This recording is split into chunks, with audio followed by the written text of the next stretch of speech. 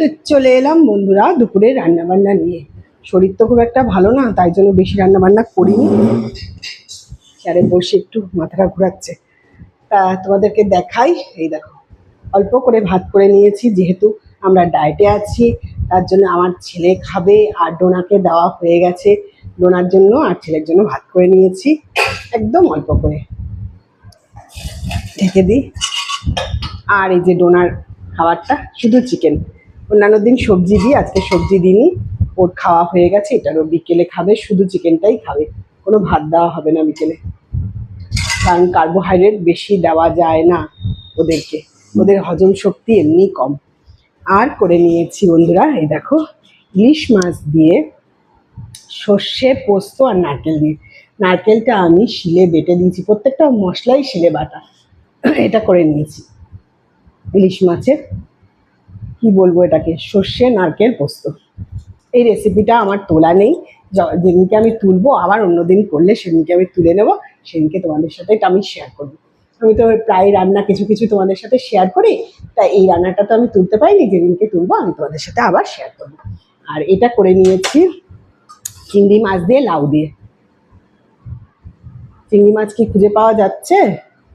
এই দেখো, টুকটুকি মারছে চিংড়ি মাছ।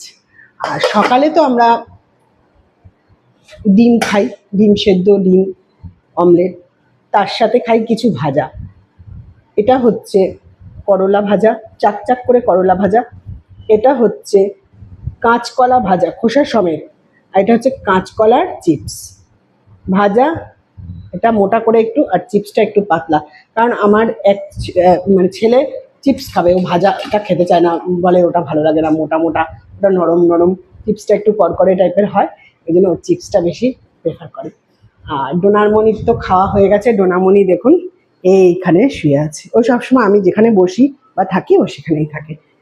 আবার ওই সেই একই কথা বলবো, নিজেকে ভালোবাসুন, নিজেকে সময় দিন, আর নিজের সাথে সমস্ত কিছু ভালো ভালো জিনিসগুলো শেয়ার করুন, নিজের সাথে কথা বলুন। একটা দিনে যে কোনো একটা টাইম বেছে নিন নিজের সাথে কথা বলার জন্য, নিজের যেটা ভালো লাগে। এই যে একটু গান গাইতে, আমি পারি না গান গাইতে, আমি বেসুরো গায়িকা, আমি গান গাইতে বাথরুম সিঙ্গার, আমি গান গাইতে পারি না, তাও আমি চেষ্টা করি যে একটু গান গেয়ে যদি মনটা ভালো থাকে, মন ভালো করার জন্য একটু বেরিয়ে পড়ি, একটু ঘুরতে চলে যাই। কোথায় কি সব সময় সব চিন্তা ভাবনা নিয়ে বসে থাকলে হয় না বন্ধুরা, কিছু কিছু সময় নিজেকেও দিতে হয়। এবার কিছু কিছু কি দিনের যে কোনো একটা টাইম নিজেকে দেবেন, দিলে মনটা ভালো থাকবে। নিজের সাথে একটু সব কিছু ডিসকাস করবেন, তাহলেই দেবেন মনে আনন্দ থাকবে। তাহলে আজকে এই পর্যন্তই। আমি তো ভালো আছি, ভালো থাকবো, আপনারা সকলে ভালো থাকুন আর সকলকে ভালো রাখুন, এই বলে ব্লগটি শেষ করে দিচ্ছি। টাটা।